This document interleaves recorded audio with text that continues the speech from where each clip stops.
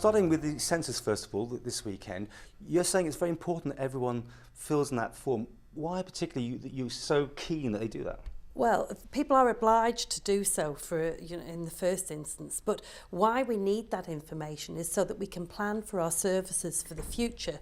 And what we have to be very aware of is that we have a very rapidly increasing elderly population in the island, and we need to be able to identify that to see where our needs are going to be greatest in the future. So I'm perhaps as I'm approaching retirement age or pensionable age, I'm actually more conscious of the fact that we need to pick up these demographics in order to be able to make provision for those people that are going to need be in the greatest need. Okay, because we all know we've got a fair amount of transigent people on the Isle of Man. You're not bothered about them, you're not interested in them particularly then?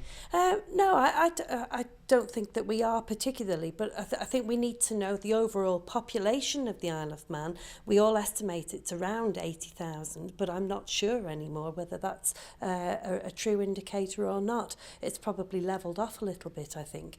But we need to, in order to be able to plan where we need new schools, what growth of population is coming through, just really the services that we're going to need to provide from within government are all going to be able to be identified from the demographics we're able to pick up through this census. Okay. Turning to the earnings survey, were you interested with the results of that? Yes, I was very pleased at the growth in the percentage of the average pay in the earnings survey. Of course, that's up to June 2010.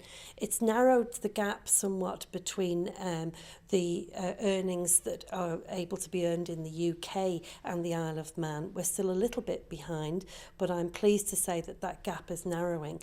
And I think that really is an indicator of how well the island is doing. We're developing industries here in the island now that previously didn't exist. We've got greater opportunities for people and more diverse opportunities for people than ever before. And so it's an indicator of how well the business sector is doing, and we can be very pleased about that. Because I mean, that increase looks great, but I mean, we all know that certain high earners are the ones that tip that number upwards. I mean, Joe Blogs on the street, they're struggling, aren't they? I think actually most people are struggling at the moment because of the very difficult fiscal time that we're going through. So I don't try and shy away from that. But I think that overall there is a steady sense of prosperity across the island that we shouldn't be satisfied with. We should always be seeking to improve on that. But we have high levels of people in employment, and you know that's not a bad thing. The job numbers are out there still, and all of those indicators are good for developing the Isle of Man economy. At the end of the day, it's expensive to live on the Isle of Man. Would you agree with that? I think we've always felt traditionally that it is expensive to live on the island, but I don't think that we should underestimate the quality of life that we can enjoy here, and what compensatory factors there are that go to that. The very fact that we are that stretch of water away does automatically increase the cost of so many goods that have to be imported into the island, and I'm afraid that's one of the penalties that we have for living here. And you're not averse to taxing that either, because I mean, you would have liked to have seen that increase in fuel revenue and also in airport taxes and things like that. Is that a good idea? Well, it's great for the motorist and for the traveller that we don't have that rise in fuel duty that was anticipated, or the rise that was in air passenger duty. But of course that had been predicted in our budget as coming through. There will be a cost to the island for those items not being introduced. I think at the current time I'm estimating that to be around about £2 million. And so we'll have to ensure that in our overall budgeting throughout the next year ahead that we're able to recoup that from different sources.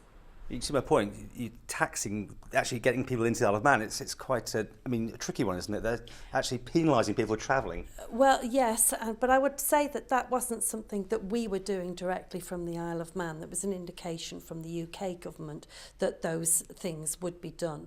And yes, I'm afraid that that is the way of life, that is how we make our money in order to be able to provide our services, is by applying taxes. But we will now have to look again at where that shortfall can be made up. Well, I was going to ask you that, because they're taxing the oil companies. You haven't got that facility, of course. No, we haven't got that facility, but I'm sure in the overall picture, it's not an insurmountable amount of money that we can't find from other sources. But you are basically saying you've got to find the money, and therefore somewhere someone's going to have to pay for it. Yes, that's the fact. Do you want to tell me where you're going to get it? As yet, I don't have a crystal ball, and I don't have a sort of a wallet of money sitting handy. But we will find it, and it won't prove to be an impact on the community themselves. But it will mean that we'll have to review our budgets across departments. So watch this space. And when will you have to make this sort of decision? Oh, I think throughout the next year. It's not something that we need to make a rapid decision about. I think as the year unfolds, we'll see how we progress, and I'm not downbeat about it.